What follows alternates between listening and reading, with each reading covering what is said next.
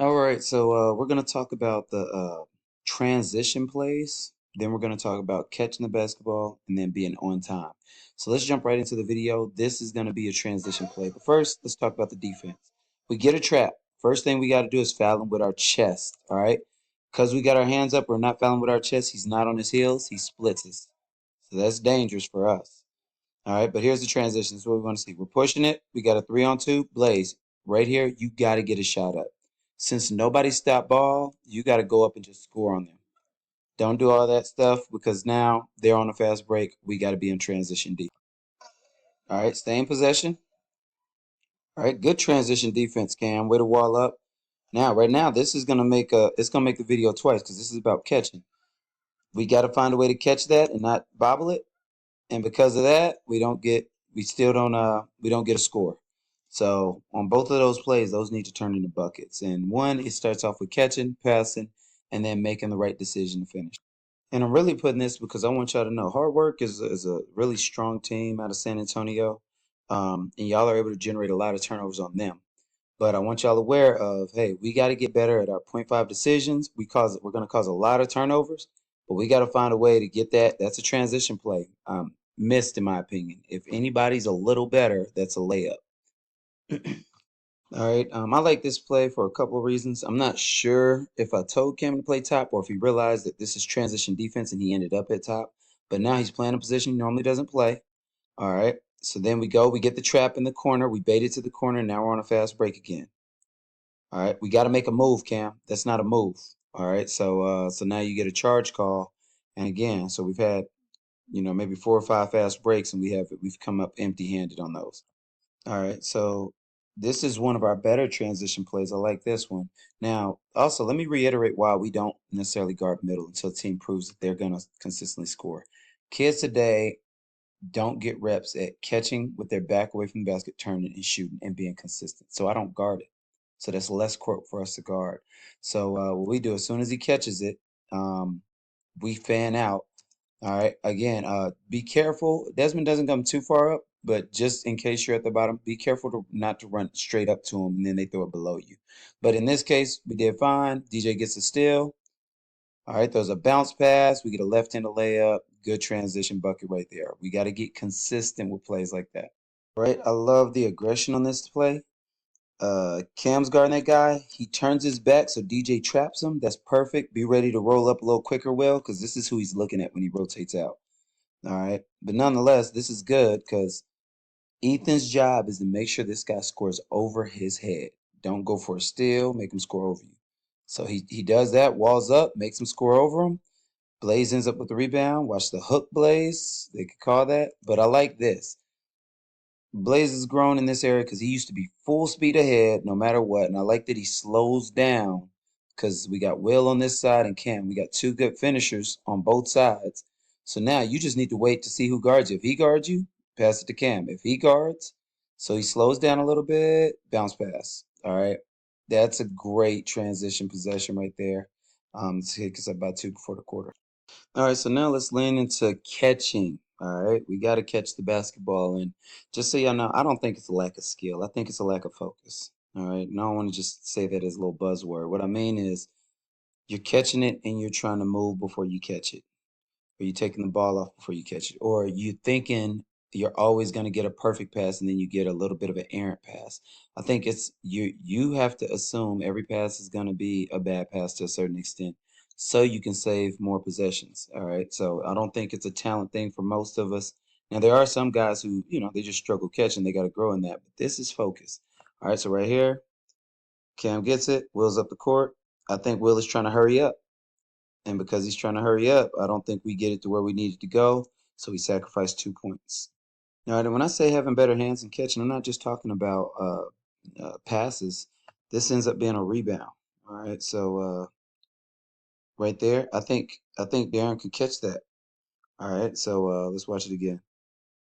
That's got to be yours. Got to squeeze it on the first catch. All right. And then the other thing is we got to have the vision to know who's open. So this is just a little plug in. Right now, hit Ethan. Ethan's the guy in your vision. He's the most open. He'll get an easier shot. So no need to throw a hook pass over the top to Cam when Ethan's right there ready to shoot. All right. So we get a contested shot at the top of the key. Will gets it, throws it ahead to Blaze. If Blaze catches it, there's no doubt he can attack that guy and go get a foul and a ham one, but we drop the ball. This is the same possession after Blaze threw it in. We drive. Cam, he's expecting a perfect pass. And look, I'm not saying I don't recognize that it's high or a bad pass. DJ got to be better at passing, and you got to be better at catching. Somebody got to be good, is what I'm saying. So when he throws his pass, you anticipate it being better, and so instead of catching it, we lose the possession. So, like I said, I think some are moving too fast. I think some are expecting a good pass and not getting it, and so we gotta expect the worst. Right here, Blaze, if he catches it, I don't think he rushes as much. All right, but coming off of this, it's a bounce pass and he drops it. So now we're in a rush. Remember, there's 8 seconds. He ends up getting fouled at 6 or 5.5. We want to start going at about 7 seconds, to be honest. We don't want them to have a chance to get down court. So if we go at 7, we'll probably shoot around 3, give ourselves a chance for offensive rebound. So keep that in our heads, around 7 or 8. All right, and remember, we're going to judge ourselves on by how we start and finish quarters. All right, so this is how we're starting the second half. We drew up a play for a pin down on the weak side for DJ. Just move too quick. Not a great pass. Not a catch to save the play. All right, so this is at the end of the game. We're up by 3 or 40 seconds, so there's no reason for us to shoot. They got to foul us, but we got to catch passes without it being an adventure because when you drop passes and teams are scrambling and looking to trap, that's when panic happens. You drop it, you finally pick it up. Now they're all on top of you. All right, so right here, we got a drop pass. Well, he probably deflected that one. All right, let's keep it moving. All right, so then you got to catch this, Cam. All right, we end up scoring at the end on that, but we got to catch that ball. So it's again, it's not adventure, and it looks a lot more easy and effortless. So those are the things fundamentally. I mean, like I said, winning isn't our goal. You got to remember that hard work was trying to win. We were trying to win. That's not our goal. Our goal is to be as disciplined, as fundamentally sound as we possibly can. And if we do all the things right, go to sleep on time, eat the right foods, blah blah blah, that is a byproduct of winning. So we got to make sure we're doing all these little things. So these little things I'm talking about on this video don't seem big, but just like you want to work on your 3-point shot, you got to work on your catching and being focused with the ball.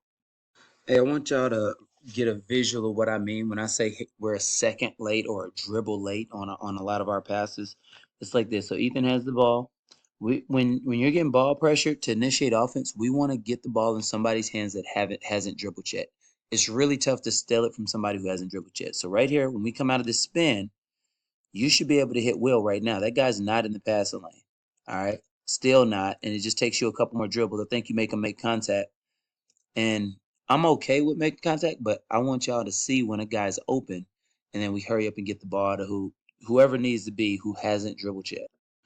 All right, so they score on us. We throw it to the open Blaze. He's dribbling up. Now, Blaze, you got DJ trailing you. That's your release guy if you feel like there's pressure. Right now, you're dribbling. Oh, it's freezing on me. And we're doing all this other dribbling. You still got him behind you.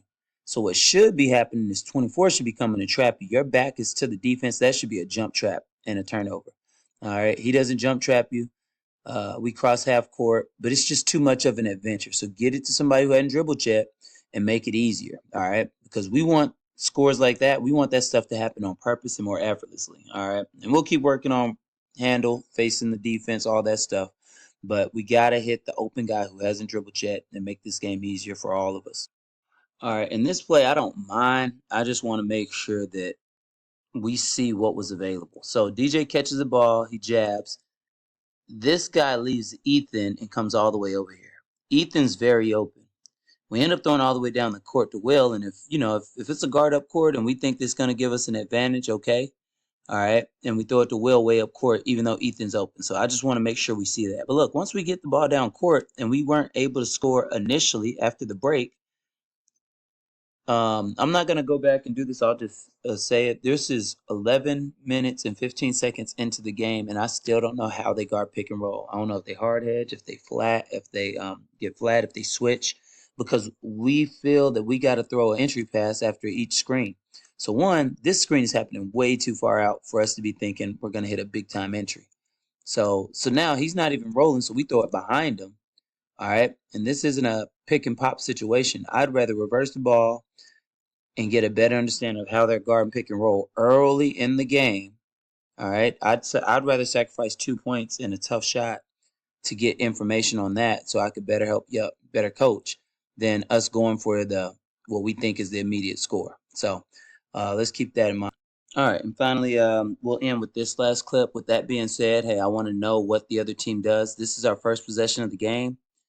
All right, I want to run stuff first to see what they're doing. We immediately attack. Not only that, we take a contested step back jumper. That's going to be a tough shot, every time. And now we leave there. If we score, we got 2 points. But regardless, we leave with zero information about this team. AAU isn't really like high school where you get to scout and know what teams do before you play them.